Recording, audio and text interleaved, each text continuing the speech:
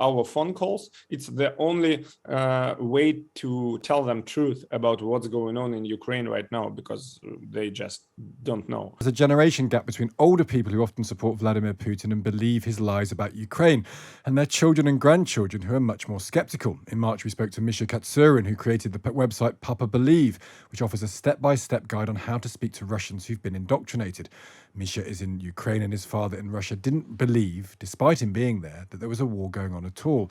We thought we'd catch up with him again to get an update on whether or not his mission had been successful. Misha, good morning. Good morning. How's your father doing, and where are you in terms of your discussion about the war in Ukraine? I've been in Ukraine for the time of the war, and my father lives in Russia near the Nizhny Novgorod. And from the very beginning, when I run the website Papa Believe to help the people to communicate with relatives who are under effect of Russian propaganda.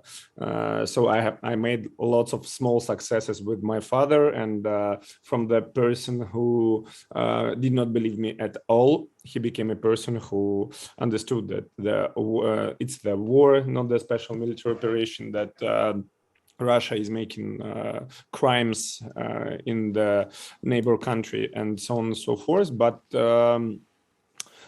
in one moment, he just stopped communicating with me at all, maybe about 3 weeks ago, and he blocked me everywhere.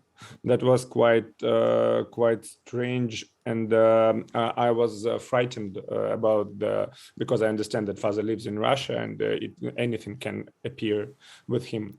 So what do you think happened? Do you think that he was being convinced by you and then got angry with you, or he was being convinced by you and then someone stopped him listening to you? Someone stopped him. So first, I've been frightened that something is wrong, and is he safe? And I called to his sister. I found the number of his sister, and she told me that he's safe. And everything is okay with him, but he will not continue to communicate with me anymore. You should know something about Russia. So from the very beginning of the war, lots of public people, people who I know, they got the phone calls from I don't know what the authorities making these calls, and they got the information if they will open their mouth supporting Ukraine in any way, in Instagram story, on the meeting, anywhere. They will get 15 years of prison for them and for each of their relatives.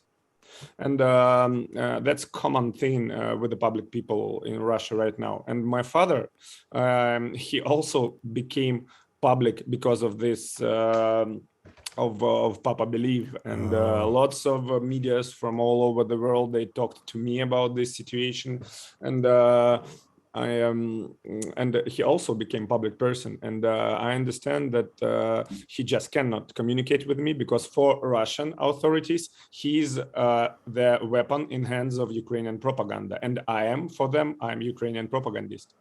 Do you feel guilty about that, Misha, that you've you've brought the authorities' attention onto your dad? No.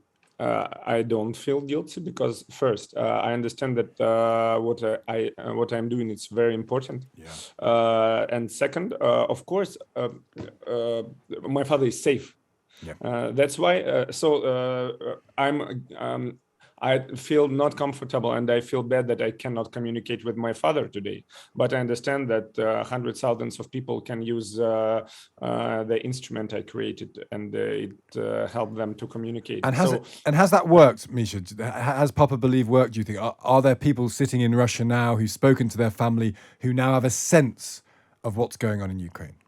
So today in Russia, people, they don't have any access to independent medias because they don't have independent medias, and secondly, the majority of Russian, they are not active users of internet. For example, my father, he lives in the forest and he works in the church as a guardian, and the only source of information he has access to, it's federal channels, federal newspapers, federal radio, and today relatives from Ukraine, they are the only alternative media channel for them. Yeah. So our phone calls, it's the only way to tell them truth about what's going on in Ukraine right now, because they just don't know.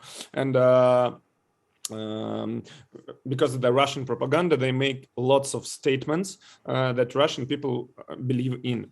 And on our website, we gathered all these statements and the answers on these statements about Ukrainian Nazism, about NATO, about so lots and lots of main Russian propagandistic statements. Well, and it helps people to communicate with their relatives. And so I think, Misha, you're doing such a great job. I just have a hope that one day, I'm sure you do, that you can speak to your dad again, and when this is over. And I'm sure he sent me greetings with the Easter.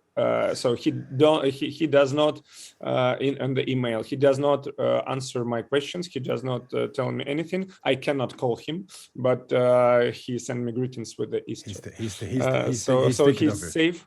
Yeah. He's safe, and he just cannot communicate with me. And I'm sure he's thinking of you, Misha, as well. Good luck with everything. Great to speak to you. Thank you for joining us today. That's Misha Katsurin of the website Papa Believe. His dad not allowed by Russian authorities to talk to him because he talks the truth about what's going on in Ukraine.